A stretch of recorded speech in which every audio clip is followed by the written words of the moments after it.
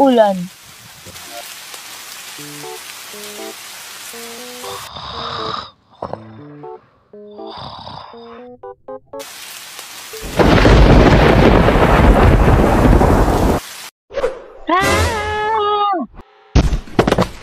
Aray ko.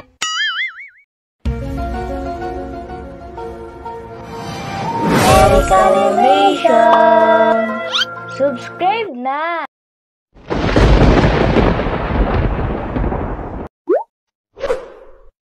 Alam niyo ba? Hindi. Isa ako sa mga taong hilig ang tag-ulan. Huwag lang bumaha.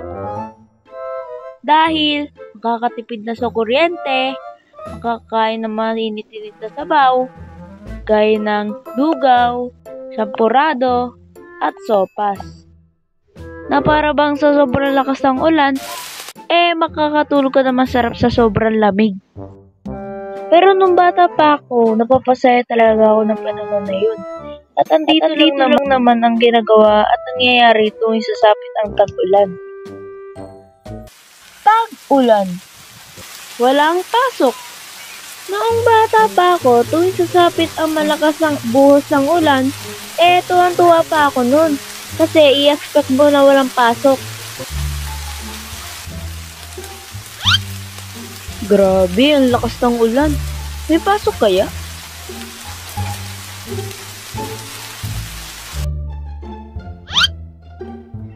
Ma, may pasok po ba kami?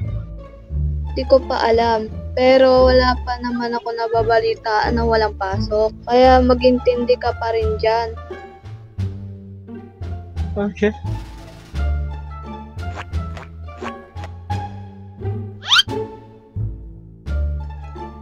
Do it!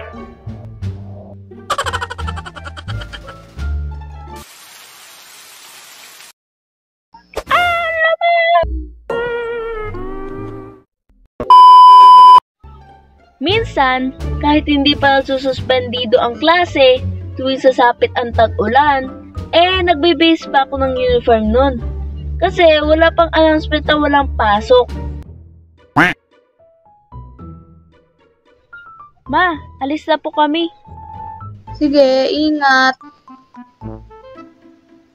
A few moments later.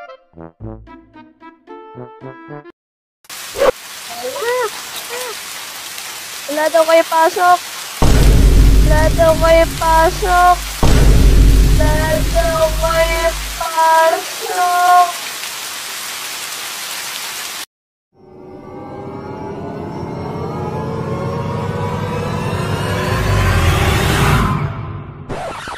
Yay! Wala pasok! Makakapaglaro ako!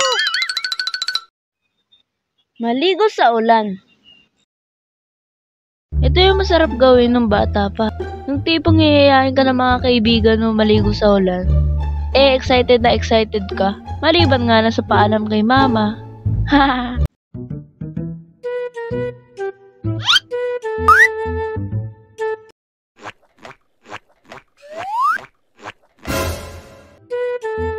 Tara, ligo tayo sa ulan. Tara, ang saya dito. Sige, paalam lang ako kay mama.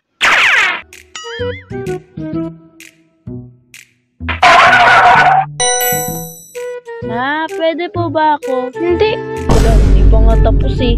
Maliligo ka ng ulan. Opo. Hindi pa rin.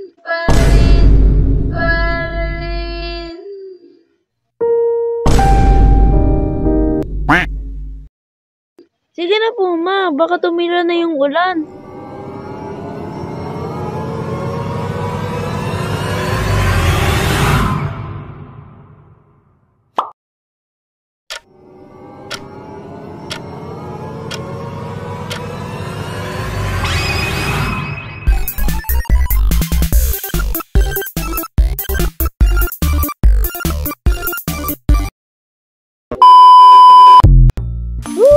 Lakas ng ulan. Doon tayo sa may tabi ng bubong. Ang lakas ng agos doon.